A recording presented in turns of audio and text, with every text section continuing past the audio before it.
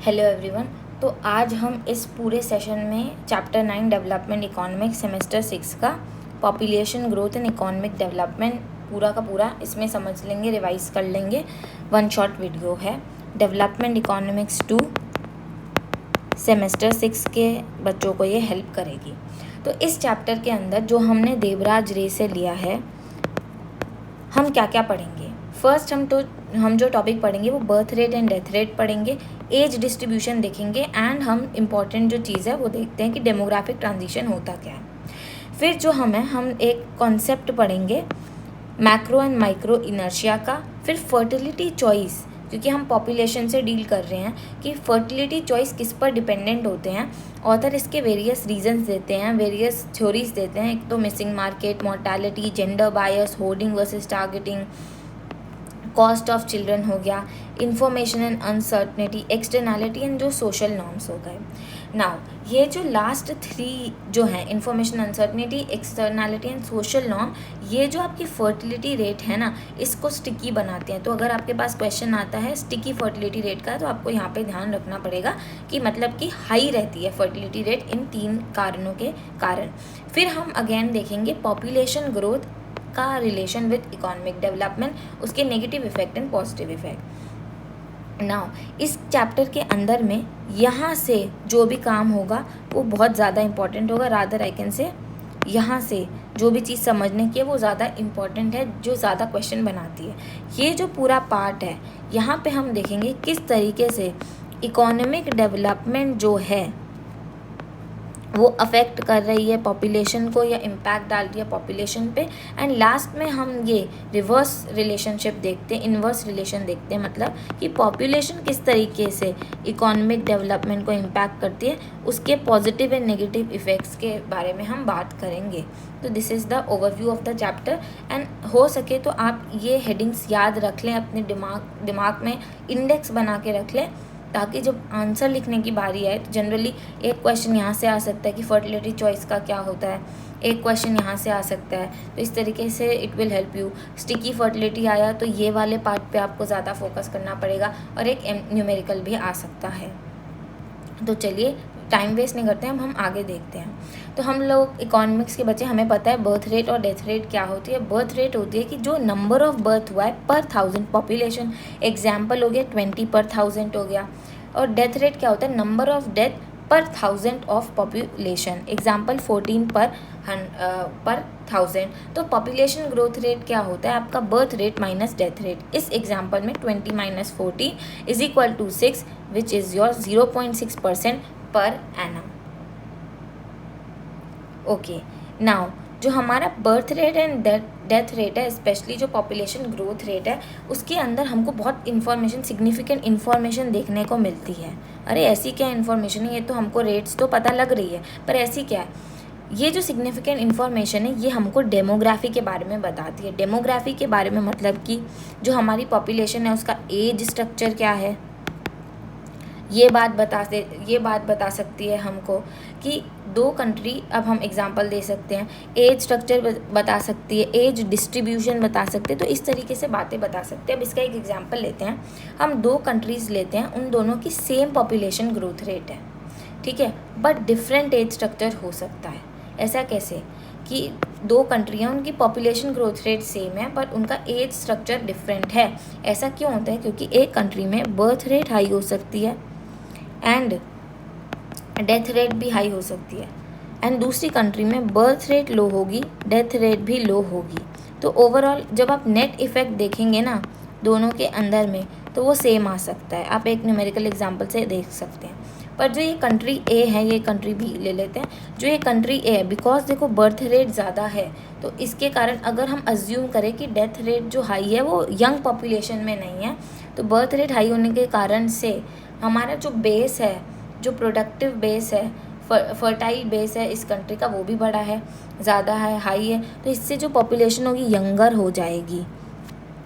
और यहाँ पर बिकॉज बर्थ रेट कम है तो पॉपुलेशन यहाँ पे ज़्यादा हमको एजेड पॉपुलेशन देखने को मिलती है।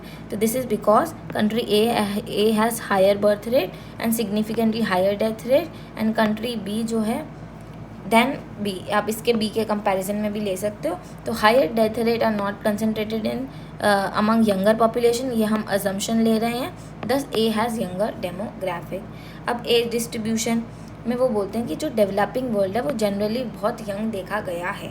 जिस तरीके से बर्थ रेट और डेथ रेट एज डिस्ट्रीब्यूशन को इम्पैक्ट करती हैं, जो अभी हमने देखा, उस तरीके से एज डिस्ट्रीब्यूशन भी बर्थ रेट डेथ रेट को इम्पैक्ट कर सकता है। अब ये डेफिनेशन क्या होती है, एज स्पेसिफिक फर्टिलिटी रेट क्या होती है, average number of children per year born to a women in a particular age group. मतलब कि वो एक वुमेन जो 15 से 20 के बीच में, हम ऐसे क्रॉस सेक्शन कर सकते हैं, 20 से 25 ईयर्स के बीच में क्या फर्टिलिटी रेट है, इस तरीके से हम क्रॉस सेक्शन करके अपनी पॉपुलेशन का एनालिसिस कर सकते हैं।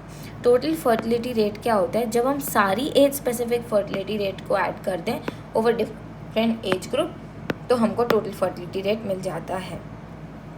जब टोटल फर्टिलिटी रेट बढ़ता है तो बर्थ रेट भी बढ़ जाता है।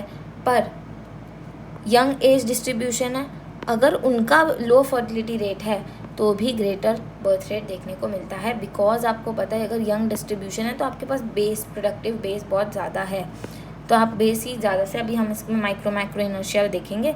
एंड लो फर्टिलिटी रेट होने के बावजूद भी अगर आपका यंग पॉपुलेशन 200 मिलियन है, तो अगर आप fertility rate for example 200 million और उसमें से 100 मिलियन हम विमेन ले लें, एंड पर विमेन फर्टिलिटी रेट आपको 2 मिल रहा है, 2 पर चाइल्ड, तब भी आपके पास 200 मिलियन का बेस है। पर एक अगर दूसरी कंट्री है जहाँ पे यंग नहीं है, यहाँ पे आपको सिर्फ 50 मिलियन यंग विमेन है, इंटू 2 करो तो आपको सिर्फ 100 मिलियन मिलेगा। तो इस तरीके से इतना इंपॉर्टेंट नहीं है, बस आपको ये समझना, बेस समझना ज़रूरी है कि किस तरीके से यंग डिस्ट्रीब्यूशन हुआ, लो फर्टिलिटी रेट हुई, तो बर्थ रेट भी हाई हो सकता है। This is because of enormous degree of inertia. ये जो आया कि ये क्यों होता है कि यंग डिस्ट्रीब्यूशन लो फर्टिलिटी रेट के बावजूद भी बर्थ रेट हाई है, ये इनर्शिया के कारण है। अभी हम थोड़ी देर में 2 टाइप ऑफ इनर्शिया देखेंगे, macro inertia and micro inertia. Now a high population growth rate से हमको पता है कि एक यंगर पॉपुलेशन बनेगी। ये वाले कंडीशन में देखो, जब बर्थ रेट हाई है, डेथ रेट हाई है, तो इससे हमारी यंगर पॉपुलेशन होगी। तो this population creates enormous degree of inertia. अगर कोई पॉलिसी अगर आप इम्पैक्ट करना चाहते हो टोटल फर्टिलिटी को, इवन इफ पॉलिसी सक्सेसफुल होगी, पॉपुलेशन साइज आपका ओवरशूट होगा, overshoot the desired limit before setting down at the acceptable level. ये हमारा कुछ एको इफेक्ट होता है कि जब आपकी पॉपुलेशन ग्रोथ रेट हाई होती है, जहाँ पे बर्थ रेट डेथ रेट से ज़्यादा होता है, उसमें आपके पास यंगर पॉपुलेशन है। तो अगर आप ऐसी 1 चाइल्ड पॉलिसी ले आओ, अरे आपके पास यंग पॉपुलेशन में मान लो आपके पास 100 मिलियन वुमेन है, तब भी आपके पास एक पॉपुलेशन साइज़ आपका 100 मिलियन तक हो सकता है, और मे बी आपका डिज़ायर्ड 50 मिलियन था। तो इस तरीके से these policies to take fertility down, तो फर्टिलिटी रेट तो डाउन हो जाएगी, बट क्या पॉपुलेशन साइज डाउन होगा? नहीं, पॉपुलेशन साइज एक बार ओवरशूट हो जाएगा to the desired limits before setting down at the acceptable level. Now demographic transition हमको अच्छे से पता है, first phase, second phase and third phase होता है। फर्स्ट फेज में क्या होता है, birth rate and death rate दोनों हाई होती है, ग्रोथ रेट नेट लो रहती है। सेकेंड फेज में बर्थ रेट हाई होती है, डेथ रेट कम होती है, पॉपुलेशन एक्सप्लोजन का फेज होता है। एंड थर्ड फेज में बर्थ रेट भी कम, डेथ रेट भी कम, पॉपुलेशन ग्रोथ डिक्लाइंस। यहाँ पे हमारी पॉपुलेशन ग्रोथ डिक्लाइन होती है। फर्स्ट फेज में ये बस एग्जांपल देते हैं कि carrying capacity of the world इतनी ज़्यादा नहीं थी, डिफरेंट थी, स्टार्वेशन कॉमन था। अब ये पॉपुलेशन एक्सप्लोजन क्यों होता है? क्योंकि carrying capacity of the world increase हो जाती है। क्यों इंक्रीज होती है? कि एग्रीकल्चर प्रोडक्टिविटी होती है, इंडस्ट्रियल प्रोडक्टिविटी के कारण और सैनिटेशन मेथड्स के कारण से हमारी डेथ रेट भी कम होती है। फिर ओवर टाइम जो है सबका, टाइम इज़ किंग। सो जो टाइम है वो इनर्शिया इफेक्ट जो होता है उसको ओवरकम कर लेता है। जो इनिशियली हमारी इंक्रीज पॉपुलेशन ग्रोथ के कारण से जो इनर्शिया था इनॉर्मस, वो अब टाइम के साथ दब जाता है। तो अब हम इनर्शिया की बात करें, मैक्रो माइक्रो लेवल इनर्शिया, तो दो बर्थ रेट हाई क्यों रहती है फर्टिलिटी कम होने के बावजूद भी? Because of inertia. There are two forms of inertia, एक तो macro inertia and micro inertia. Macro inertia is the inertia that operates at aggregate level, overall population, at the level of overall population. And जो micro inertia होता है वो आपका at the level of family होता है। Okay, macro inertia क्या होता है? देखो, birth rate high, death rate high, population growth rate net low रहती है, but population of poor countries tend to be younger on average, tends to keep the overall birth rate high even when the fertility rates are reduced। यही मतलब आपको अभी से समझाने की कोशिश कर रहे हैं different age group. This is macro inertia at aggregate level. So macro inertia अगर लिखने को आए, कि अगर आपको थोड़ा बहुत लिखने को आए कि बर्थ रेट हाई क्यों होता है अगर फर्टिलिटी रेट कम है, तो आप ये बता सकते हो कि इसका एक इफेक्ट एक कॉज हो सकता है माइक्रो इनर्शिया, जहाँ जो ऑपरेट करता है eight the level of overall population. और यहाँ पे क्या होता है, बर्थ रेट हाई है, आपकी डेथ रेट हाई है, आपका नेट पॉपुलेशन ग्रोथ तो कम होगा, बट जो पॉपुलेशन होगी अब आपकी यंगर है, पॉपुलेशन यंगर है। ये यंगर होने के कारण से जो overall birth rate tends to be higher when even when the fertility rate are reduce at different age group. And micro inertia की होती है जो फैमिली लेवल पे काम करती है, inertia at household level, operation of societal norms, socio economic factors के कारण से। अब हम आते हैं मेन टॉपिक जो हमारा ज़्यादा इंपॉर्टेंट है, फर्टिलिटी चॉइस किस पे डिपेंड करती है। इसके अब हम पढ़ेंगे मिसिंग मार्केट के बारे में, इसमें हम पढ़ेंगे जेंडर बायस के बारे में, फिर इसमें हम पढ़ेंगे होर्डिंग एंड टारगेटिंग का बारे में, फिर हम चॉइस और कॉस्ट ऑफ चिल्ड्रन देखेंगे, फिर हम हाई फर्टिलिटी के लिए कि हाई फर्टिलिटी या फर्टिलिटी रेट्स हमारी स्टिकी क्यों रहती है, स्टिकी फर्टिलिटी रेट्स क्यों हैं, उसके लिए 3 रीजंस देखेंगे, information and uncertainty, externality and societal norm. यहाँ से बहुत इम्पॉर्टेंट है, तो हम यहाँ से पढ़ते हैं। अब मिसिंग मार्केट क्या होता है? देखो, हमने हमेशा सुना है कि जो बच्चे हैं हमारे बुढ़ापे की लाठी है, बुढ़ापे का सहारा है। तो यही बात यहाँ पर उन्होंने इंग्लिश में लिख कर दे दी है। पेपर में ऐसा मत लिखना कि बुढ़ापे का सहारा है, stick of the old as, ऐसा नहीं लिखना है। यहाँ पे बात करी जा रही है मिसिंग मार्केट, किसका मार्केट? जो हमारे सोशल इंस्टीट्यूशंस है, सोशल सिक्योरिटी के इंस्टीट्यूशंस है, वो पुअर कंट्री में जनरली मिसिंग होते हैं। बाहर की कंट्रीज़ में, एडवांस इकोनॉमीज़ में आपको सोशल सिक्योरिटी के इंस्टीट्यूशंस मिलते हैं, वेल डेवलप्ड होते हैं, मेंटेन बाय गवर्नमेंट होते हैं। इंडिया में, डेवलपिंग नेशंस में नहीं होते हैं। तो अब वो यही बोलते हैं कि offsprings are generally substitute for various missing institutions and markets, notably the institution of social security in the old age। तो दिस एब्सेंट, बिकॉज ये इंस्टीट्यूशन एब्सेंट है, तो जो कपल है make fertility choice based on the recognition that some of the children will die. तो first तो हम लोग जो आपका ऑफस्प्रिंग है वो एक सब्सटीट्यूट हो गया एज अ सोशल सिक्योरिटी के इंस्टीट्यूट का। फिर एक दूसरी प्रॉब्लम ये कि हमारे पास एक चांस है कि एक सर्टेन अनसर्टनिटी है कि ये चाइल्ड सर्वाइव ना करे, तो फर्टिलिटी डिसीजन हमको ये भी अकाउंट फॉर करना पड़ेगा इसके अंदर में कि this child might not survive. तो जो हम अब यहाँ पे चिल्ड्रन को हम एक इन्वेस्टमेंट गुड की तरह देख सकते हैं कि वो source of support to the family है इन दी ओल्ड एज,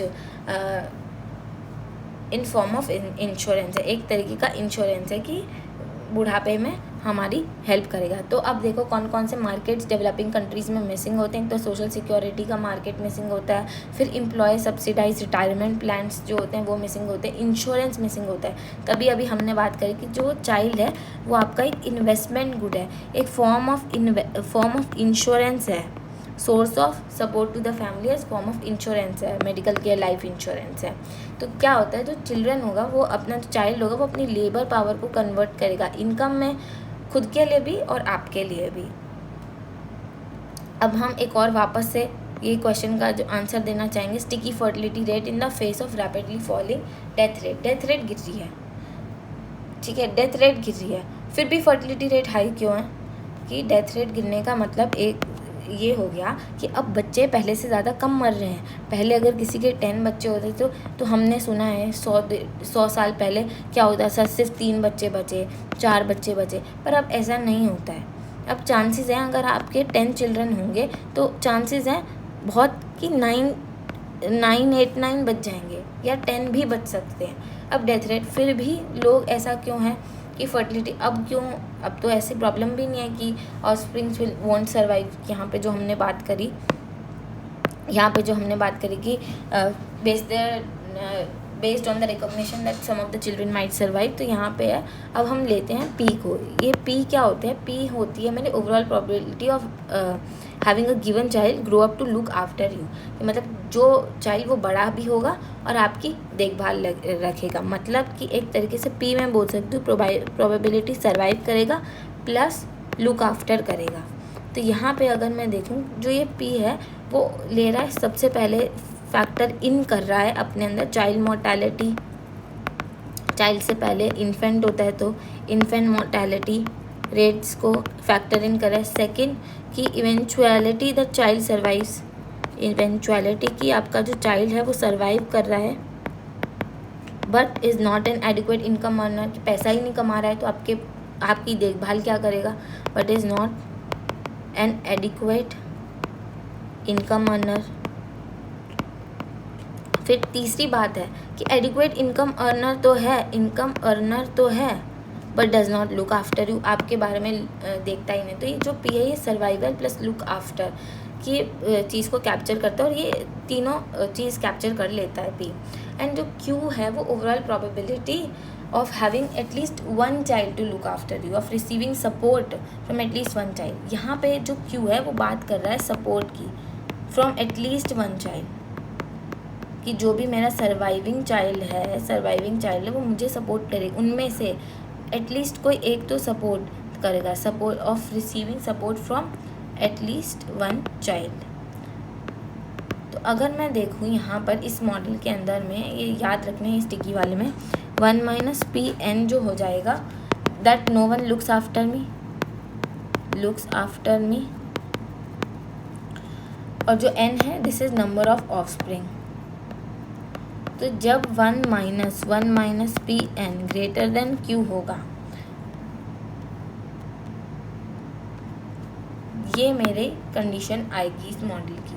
तो एन मेरा नंबर ऑफ ऑफस्प्रिंग हो गया, probability none of them will look after you, at least एक लुक आफ्टर कर रहा है, एटलीस्ट तो ग्रेटर देन इक्वल टू भी हो सकता था, तो at least 1 is looking after me, ये लुक आफ्टर मी कि number of children who required to look after मी।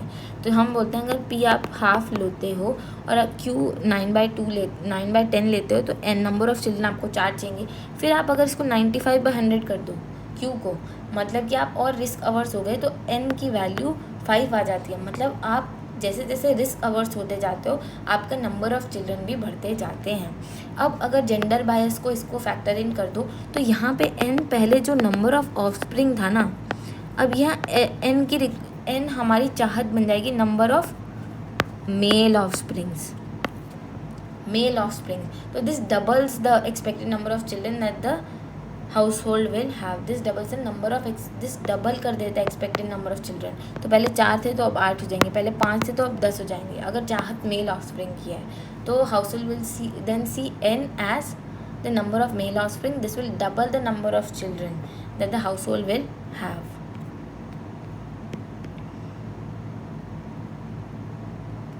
ना होर्डिंग एंड टारगेटिंग, ये क्या स्ट्रैटेजी होती है? होर्डिंग में क्या करते हैं, होर्डिंग का मतलब क्या होता है, हमने बस स्टॉक पाइल कर लिया, तो यहाँ बच्चों को भी इस तरीके से ट्रीट किया जाता है।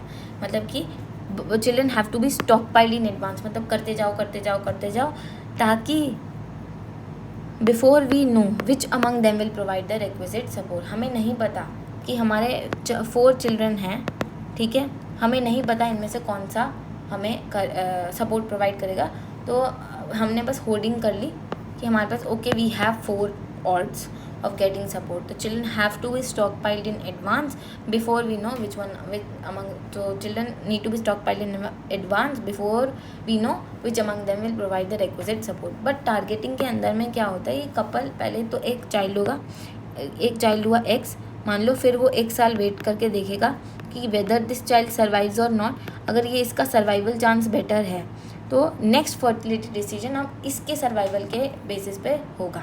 तो इस तरीके से आप देख सकते हो कि सीक्वेंशियली हम देख रहे हैं कि desired number of children are attain sequentially. तो a couple can have a child and condition is next fertility decision on the survival of this child desired number of children are can be attain sequentially. तो ये associated with low fertility है, because अब हम इसके अंदर stock pile नहीं कर रहे हैं कि एक हुआ तो अब we are planning for the next, नहीं, हम अब रुके हैं, हम sequentially will see the child survives, is in good health और not, and then we'll plan our decision. तो couple can have a child and can base its fertility decision the survival of this child. तो decide number of children can be attain sequentially. और जिस तरीके से जब आपकी demographic there is a change in demographic regime, जब आप hoarding से टारगेटिंग में जाते हो तो आपकी फर्टिलिटी रेट भी कम होगी। नाउ अब हम आते हैं कॉस्ट ऑफ चिल्ड्रन में। दो कॉस्ट ऑफ चिल्ड्रन होती है, एक तो डायरेक्ट कॉस्ट जो होती है हमारे जो चिल्ड्रन आपके फेड क्लोथ और गुड हेल्थ में भी उनको रखना है, और एक चिल्ड्रन के लिए होती है इनडायरेक्ट कॉस्ट हमको इनकर करनी होती है, जिसको आप बोल सकते हो अपॉर्चुनिटी कॉस्ट। मतलब कि आपने आपका एक चाइल्ड हुआ, उसकी चाइल्ड रियरिंग के लिए आपको लीव पर जाना पड़ गया, 1-2 साल आपको ऑफ लेना पड़ा, जो 2 साल आप इनकम अर्न कर सकते थे वो यहाँ पे बोल रहे हैं कि वो अपॉर्चुनिटी कॉस्ट है। तो income forgone in the process of bringing up the child. तो यहाँ पे हम wage rate into the number of child are spent in parenting. तो डायरेक्ट कॉस्ट तो डायरेक्ट एक्सपेंसिव कि उसको कपड़ा, रोटी कपड़ा, मकान देना पड़ेगा। इनडायरेक्ट है जो आपने इनकम फॉरगोन कर दी है, तो income forgone in the process of raising the child. तो इसकी आप इक्वेशन देख सकते हो कि wage rate into number of hours spent in parenting. अब इसका ईजी सा कॉस्ट बेनिफिट हम अप्रोच करते हैं। उससे पहले यहाँ पे देखो जो आपकी इनकम होती है ना, यहाँ पे इम्पॉर्टेंट है, हम इनकम को 2 तरीके से देख सकते हैं। एक तो आपकी हुई वेज इनकम, एक हुई आपकी रेंटल इनकम। तो ये जो हमारी बजट लाइन होगी ना, ये रिफ्लेक्ट करेगी both ways income and rental income. एक बार देखेंगे, पर इनका जो इफ़ेक्ट जो ये अगर ये बढ़ेगी, जो इनकम इम्प्रूवमेंट्स का क्या इम्पैक्ट होता है फर्टिलिटी में, हम उसका देखना चाहते हैं। तो जब वेज इनकम बढ़ती है ना, तो अभी हमने फॉर्मूला देखा कि वेज रेट जो अपॉर्चुनिटी कॉस्ट थी into number of hours spent in parenting. तो हमने देखा जब वेज इनकम बढ़ी तो मतलब कि वेज रेट मेरी बढ़ रही है। तो इस केस में क्या होता है, ये जो मेरा ग्राफ है वो स्विवल करता है। तो पहले मेरा फर्टिलिटी डिसीजन देखो इस तरीके से यहाँ था, ये मेरा इंडिफरेंस कर्व एनालिसिस है, एंड अब ये स्विवल करके इस तरीके से पहुँच जाता है थोड़ा सा और। Let me make a better diagram.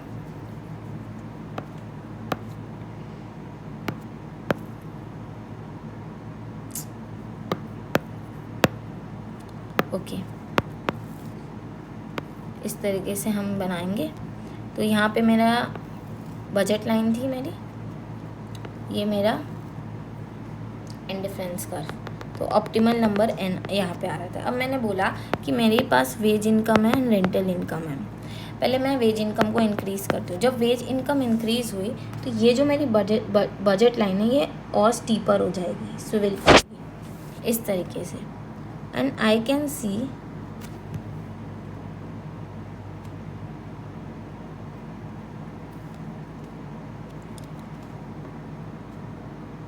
ये अब इसको और भी ऐसे देख सकते हो, ऊपर भी कर सकते हो इस तरीके से। यहाँ पे ना अभी आप ना यहाँ पे भी कर सकते हो इसको एक्चुअली में। तो यहाँ पे आप ना जब देखोगे जनरली क्या होता है, वेज इनकम इंक्रीज़ हुई मतलब opportunity cost of raising child increase हो रहा है। अभी हमने देखा वेज रेट इंटू आवर्स था अपॉर्चुनिटी कॉस्ट। तो जब वेज इनकम इंक्रीज़ हुई, वेज रेट इंक्रीज़ हुआ, तो opportunity cost of raising child increases. तो यहाँ पे again substitution effect and income effect देखते हैं। तो जो सब्सटीट्यूशन इफेक्ट है वो क्या है, वो लोअर करती है fertility rate, and income effect क्या होता है, वो हमेशा इंक्रीज़ करता है डिमांड। अगर हम नॉर्मल गुड देखें तो इनकम इफेक्ट डिमांड इंक्रीज़ करेगा, तो ये होता है, ये इंक्रीजेस द फर्टिलिटी रेट। तो जो नेट इफेक्ट है ना, यहाँ पे आपका एम्बिगुअस है, हमको नहीं पता क्या इफेक्ट होगा। तो यहाँ पे ना आपकी बुक के अंदर में इसको कम करते हुए दिखाया गया है कि बिकॉज अपॉर्चुनिटी कॉस्ट बढ़ रही है तो number of children, the number of fertility जो डिसीजन होगा ना टू हैव लेसर चिल्ड्रन, तो आप इस तरीके से दिखा सकते हो। वरना बट इसका जो इफेक्ट होता है एम्बिगुअस हो सकता है, इस तरफ इस डायरेक्शन में भी हो सकता है। इट जस्ट डिपेंड कि कौन सा इफेक्ट किसको ओवर पावर कर रहा है। अब हम देखते हैं रेंटल इनकम के केस में क्या होता है। रेंटल इनकम के केस में ये हमारी बजट लाइन है, ये हमारा इंडिफरेंस कर्व है। रेंटल इनकम के केस में ये बजट लाइन पैरेलल शिफ्ट हो जाती है। ये पैरेलल शिफ्ट हुई, ये इंडिफरेंस कर्व देखा, एंड आई कैन सी कि जो number of children n star से n double double star increase हो गए। तो यहाँ पे क्या होता है, एज रेंटल इनकम इंक्रीजेज तो जो आपका इनकम इफेक्ट है वो ओवर पावर कर जाता है। Income effect raises the demand for children being normal good and इस तरीके से हमारी जो फर्टिलिटी है, number of children rises, fertility rate जो है वो बढ़ जाता है। तो इस तरीके से इन दो effect of income improvement on fertility इस तरीके से। पहले तो आपकी कॉस्ट ये हुई, effect of income improvement. Income में भी आपको डिस्टिंक्शन पता होना चाहिए, wage income and rental income का। रेंटल का मतलब कुछ भी फिक्स्ड इनकम। अब देखिए इस तरीके से आपकी इनकम रेंटल के केस में इस वाले एक्सेस में आपका अदर गुड है, यहाँ पे आपका चिल्ड्रन है, अदर गुड है एंड चिल्ड्रन है। नाउ बजट लाइन क्या हुई, मेरी total potential income, wage income and rental income. अगर देखिए अगर आपके पास कोई भी चिल्ड्रन नहीं है तो जो सारी इनकम है वो आप अदर गुड पे स्पेंड करोगे, मतलब कि पूरा OA वाली लाइन अदर गुड पे हम स्पेंड करेंगे। जैसे जैसे नंबर ऑफ़ चिल्ड्रन बढ़ेंगे तो जो आपकी income on other goods will fall. दो रीज़न है, एक तो हमने डायरेक्ट एक्सपेंस जो अभी आपको ऊपर बताया, एक तो डायरेक्ट कॉस्ट है, एक तो डायरेक्ट एक्सपेंस है, एंड दूसरा अभी हमने क्या बताया कि number of hours spend in parenting, number of hours forgone in parenting. मतलब जो अर्नड इनकम है, एक पेरेंट को तो घर पे रहना पड़ेगा, तो जो अर्नड इनकम है वो भी फॉल हो जाती है। तो as n rises, income for other goods fall for two reasons: direct expense of the children and earned income fall as one parent look after the child। और अगर n बहुत ज़्यादा होगा तो रेजिडुअल इनकम ड्रॉप टू 0 भी हो सकती है। नाउ जो स्लोप है वो unit cost of having children दिखाया था। अब इनकम इंक्रीज हम देखते हैं। वेज इनकम बढ़ी, बजट लाइन स्विवल करती है, जो अभी आपको दिखाया गया इस तरीके से। स्विवल का मतलब होता है इस तरीके से जानो। And operation cost of having children बढ़ जाती है। सब्सटीट्यूशन इफेक्ट लोअर करेगा fertility rate, income effect raises it, net effect unambiguous है। एंड रेंटल इनकम इंक्रीज होता है तो हम देखते हैं कि बजट लाइट पैरेलल शिफ्ट होता है। Income effect raise the demand for children, fertility goes up. जो वेज इनकम है वो इम्पोज करती है opportunity cost of having child, rental income नहीं। जेंडर बायस, जब जेंडर बायस के केसेस में अब ये इम्पॉर्टेंट है, जहाँ जेंडर बायसेस देखोगे, मतलब कि आप मान लो कि मेल इनकम बढ़ती है, मेल वेजेस बढ़ रहे हैं, एक कंट्री के अंदर मेल वेजेस बढ़ रहे हैं, तो इसका जो इफ़ेक्ट होगा ना ये सेम होगा एज योर रेंटल इनकम वाला इफ़ेक्ट, ऐसा वाला इफ़ेक्ट आएगा, क्योंकि अपॉर्चुनिटी कॉस्ट अब नहीं, क्योंकि अब जो फैमिली की इनकम है वो आप बढ़ते देख सकते हो। पर जहाँ पे वेज इनकम फीमेल की इंक्रीज़ होगी, फीमेल की वेज इनकम इंक्रीज़ होगी, तो आप स्विवल करते देखोगे, स्विवल करते। जेंडर बायस के दो केसेस देख लो, जहाँ पे आपके जेंडर बायस इसको आप जेंडर एम्पावरमेंट देख लो, तो वो स्विवल करेगी इस तरीके से। जो आप दिखा सकते हो कि number of children fertility decision यहाँ पे कम, क्योंकि हमारे को एम्बिगुअस है इफेक्ट, तो आप कुछ भी अपनी रीडिंग के हिसाब से बना सकते हो।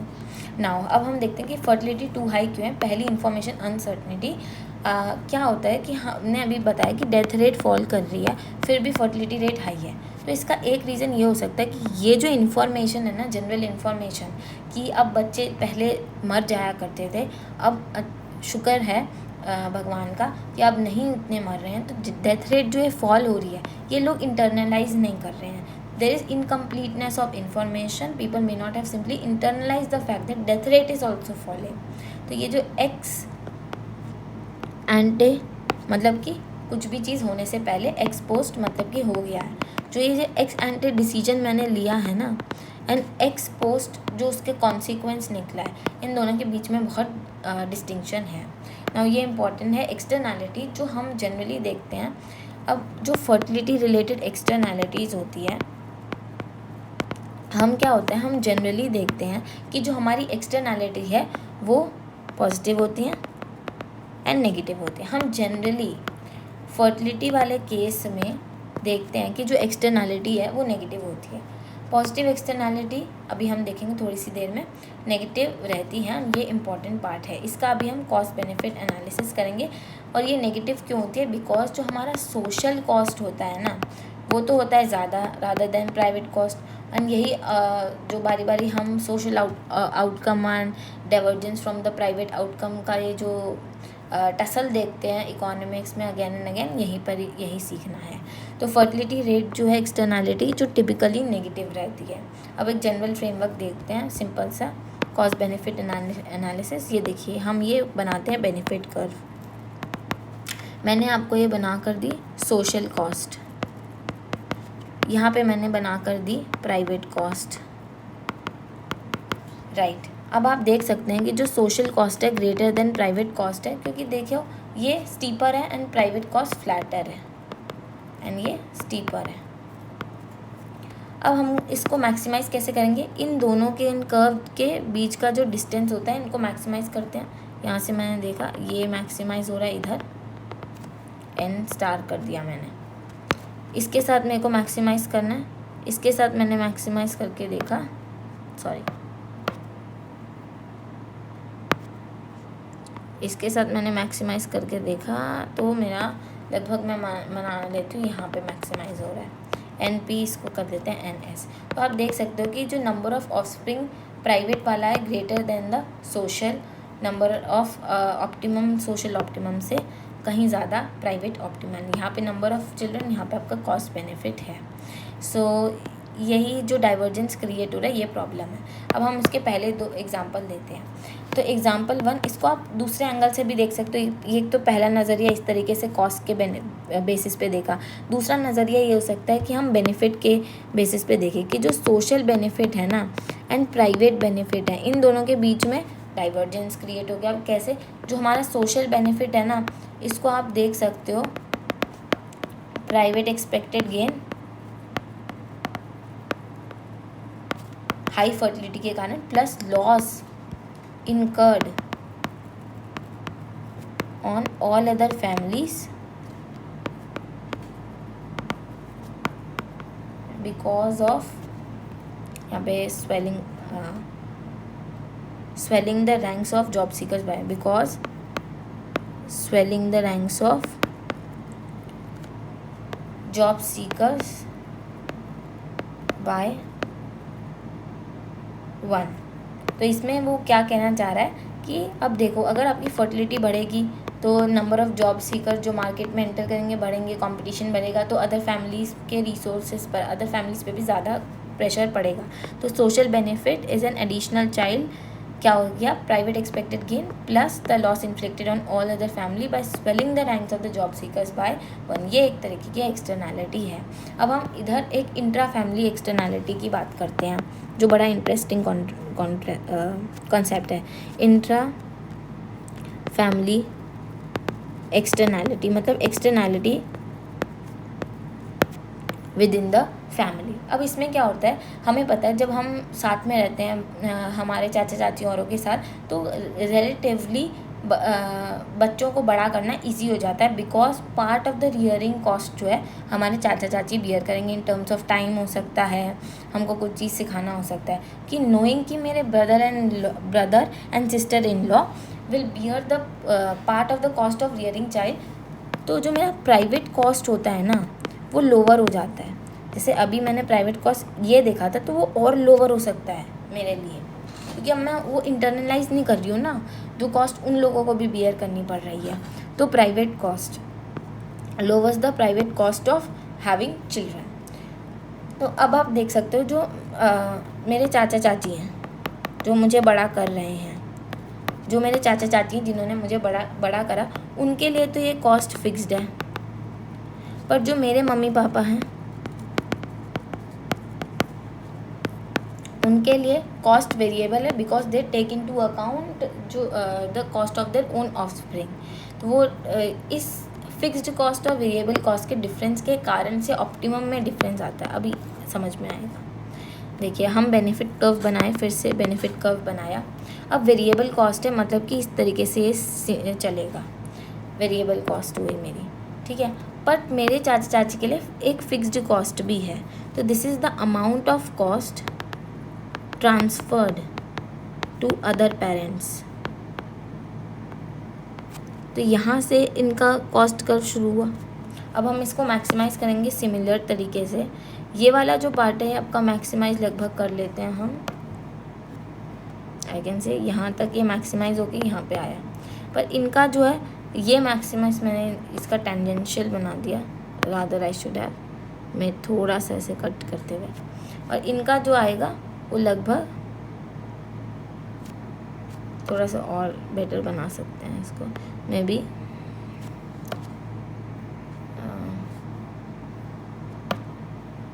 ओके, आई कैन एक्सप्लेन यहाँ से, अभी बनाने में वेस्ट होगा टाइम। तो यहाँ पे हमने देखा कि हमारा वेरिएबल कॉस्ट टू कपल हुआ। इस तरीके से ये जो इतना कॉस्ट है मेरा cost pass to the other parent हो गया, तो इनका ये हुआ। अब ये है आपका बी, ये कर्व है ए। तो आप इस तरीके से देखिए कि जब हमने बी को मैक्सिमाइज़ करने की करा ये बेनिफिट कर्व है आपका, तो मेरा ये एन स्टार स्टार आ रहा है, ये एन स्टार स्टार आप ग्रेटर दैन एन स्टार देख सकते हो। तो इधर से आप देखिए कि ये जो है, ये जो मैंने फिक्स्ड कॉस्ट ट्रांसफ़र कर दी टू अदर कपल, और ये मैक्सिमाइज़ अपना कर पा रहे हैं एन पर। यहाँ पे मैक्सिमाइजेशन अगर हम इसको ये, क्योंकि टोटल कॉस्ट तो भाई यही है ना, फिक्स कॉस्ट भी तो जानो यहाँ पे आ रहा है। बट बिकॉज मैं अपने ही बच्चों का देख रही हूँ, अपनी ही कॉस्ट देख रही हूँ कि मैंने कितना टाइम देना है, मैं उनके एफर्ट्स नहीं अकाउंटिंग कर रही हूँ, तो यहाँ पे मैं मैक्सिमाइज़ करूँगी। तो इस तरीके से taking into account fixed cost N star देता है एंड वेरिएबल कॉस्ट। ये जो है आप देख सकते हो, जो ये गैप बना ये मेरा एक्सेस फर्टिलिटी का गैप है। तो यहाँ पे देखिए intra family externality, knowing that once brother and sister in law will bear part of the cost of having children lowers the private cost of having children. तो cost fixed है for my parents, मतलब चाचा चाची, and because they make decision regarding their own offsprings, तो ये variable cost हो गया। अब आप देख सकते हो ये जो जनरली प्रेवलेंट होता था जॉइंट फैमिली में, अब आप देखिए जब न्यूक्लियर फैमिलीज आ गई, आपको बहुत सारे कॉन्सेप्ट, नैनी का कॉन्सेप्ट मिलेगा, हेल्पर्स का कॉन्सेप्ट मिलेगा, आपको डे केयर्स का कॉन्सेप्ट मिलेगा। जब न्यूक्लियर फैमिली में, जब जॉइंट में रहेगा तो ये सब की ज़रूरत नहीं पड़ती है। तो आप देखिए ये कॉस्ट नहीं चाहिए, तो इस तरीके से आप इन चीज़ों को मान सकते हैं कि ये मेरी फिक्स्ड कॉस्ट है और जो दिखाई दे नहीं रही है in joint family. But because nuclear family में ये सब दिखने लग जाएगी तो मैं ऑटोमेटिकली मेरा कॉस्ट कर्व ये बनने लगेगा। तो इस तरीके से जब मेरा स्ट्रक्चर चेंज करेगा जॉइंट से न्यूक्लियर में, तो कॉस्ट ऑफ चिल्ड्रन मेरी directly borne by the couple हो जाएगी एंड फर्टिलिटी डिक्लाइन होगी। जिस तरीके से होर्डिंग से टारगेटिंग में जाने में मेरी फर्टिलिटी डिक्लाइन हो रही थी, उस तरीके से जॉइंट फैमिली से न्यूक्लियर फैमिली में जाने में फर्टिलिटी रेट्स डिक्लाइन होगी। अब हमने बोला था फर्टिलिटी का पॉजिटिव एक्सटर्नैलिटी क्या हो सकता है, वो उन्हीं देशों में होगा जहाँ पे प्रो नेटलेस पॉलिसीज़ की ज़रूरत है फॉर इकोनॉमिक गेन्स और military gains. For example Japan, south Korea, जहाँ पे डिक्लाइनिंग बर्थ रेट है, उनकी एजिंग पॉपुलेशन है, उनको प्रो नेटलेस पॉलिसी चाहिए, तो उनके लिए increased fertility is a positive externality. But for our country जहाँ पे रिसोर्सेज बहुत ज़्यादा स्ट्रेंड है वहाँ पे नहीं। फिर सोशल नॉर्म्स की हम बात करें, सोशल नॉर्म्स की, तो जो सोशल प्रैक्टिसेस हैं वो भी कई हद तक फर्टिलिटी रेट को इंक्रीज रखती हैं, बिकॉज कई social practices hard to alter होती हैं। ये आपका जेनरिक सा ही आंसर बनता है यहाँ पे। और न्यू नॉर्म्स जो होते हैं वो consideration among people, consensus to move in unison, और बहुत सारे custom and practices, religious practices रहती हैं जो कन्फॉर्मिस्ट टेंडेंसीज़ को, अब इसको अगर अल्टर करना है तो आप कम्युनिकेशन, टीवी, फिल्म, इन सब की आप हेल्प लीजिए। तो अब इसके बाद हम करेंगे ये वाला part, population growth and economic development के नेगेटिव एंड पॉजिटिव इफेक्ट। मैं आपको एक छोटा सा चार्ट दिखा देती हूँ। हम इसको नेक्स्ट वीडियो में कंप्लीट कर लेते हैं।